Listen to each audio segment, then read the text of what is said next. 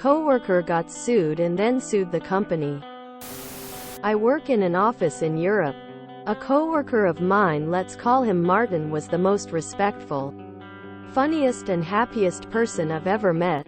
He never complained when he got extra work and always had a smile on his face.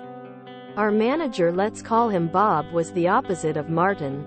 His intention were always to humiliate and take advantage of people. He tried to break Martin so many times with his passive aggressiveness and his toxic attitude, but never was successful. Once Martin wanted to leave early to visit his mother in hospital who suffered from cancer. But Bob gave Martin extra work with the reason that his mother's going to die anyways and that he has more important things to do. Martin turned around and gave Bob the hardest slap on the face I've ever seen one can give. 6 people have witnessed the slap, including Bob and Martin. Martin not only got fired but also was sued by Bob. Martin pleaded self-defense and said that me and the other coworkers could confirm. Me and my coworkers also remember it that way, that indeed Martin acted in self-defense. Then Martin sued the company because the termination of his contract was not legal since Martin didn't do anything which could violate the company's policy. Martin was represented by the union's lawyer and he got his compensation. Bob also got fired. This is a great story. Bob got what he deserves.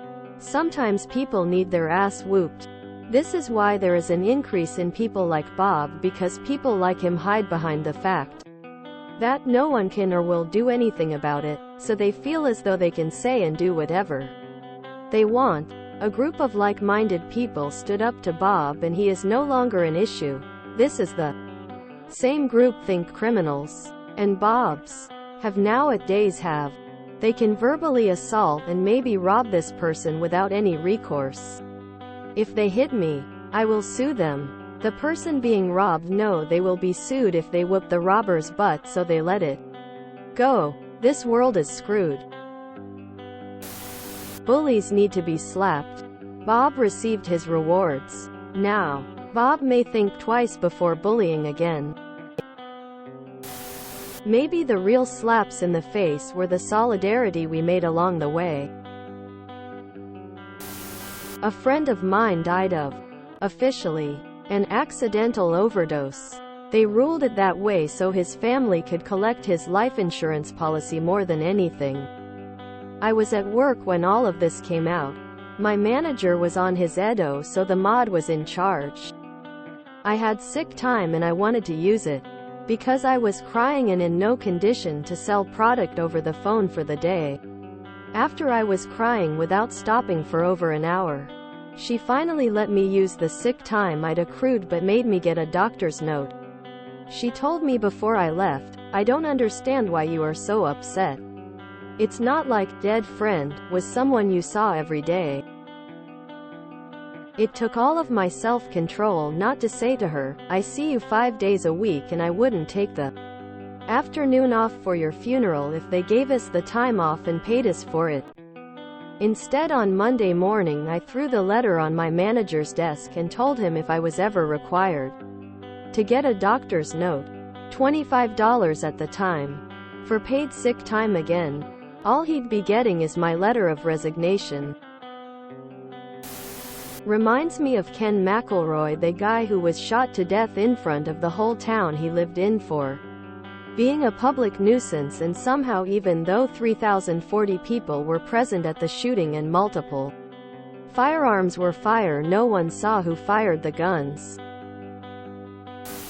If this had happened in America, not only would Martin be in prison but his dying mom would be getting harassed at the hospital by her manager demanding she come back to work or find someone to fill her shift. Thinking of people like Bob crying themselves to sleep alone makes me feel fuzzy and happy. Did something like this. There was a fender bender in an intersection late at night.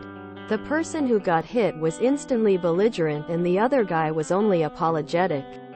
I got it to ask if the first guy needed help to get his car out of the way of traffic, but he Proceeded to start cussing me out for no reason and said he wasn't moving an inch.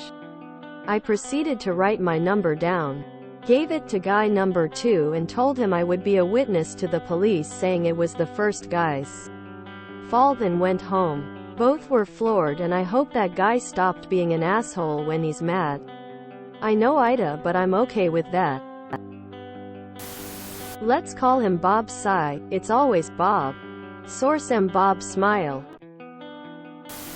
If this is a true story, you should really be more careful about admitting to perjury online. Fuck. In Europe. I work in an office in Europe, that's a sentence only an American could come out with. This is the pure definition of mobbing in a workplace. In Europe you have a clear winning case against such manager. Fake.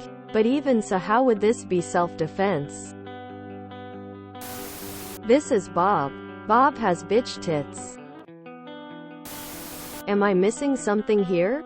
If my manager gave me more work when my mum was in hospital, I wouldn't slap him, I would walk out since I have told my manager I will be leaving early for this. If I get sacked I can then also sue the company, manager for not giving compassionate leave. How is slapping someone an acceptable solution? Man, these fanfics are awful. Burn in hell, Bob. What an absolute mensch. If you enjoyed this video, please check out our playlists full of similar content. Epic Cast is like doom scrolling for your ears. Please like, share, and subscribe.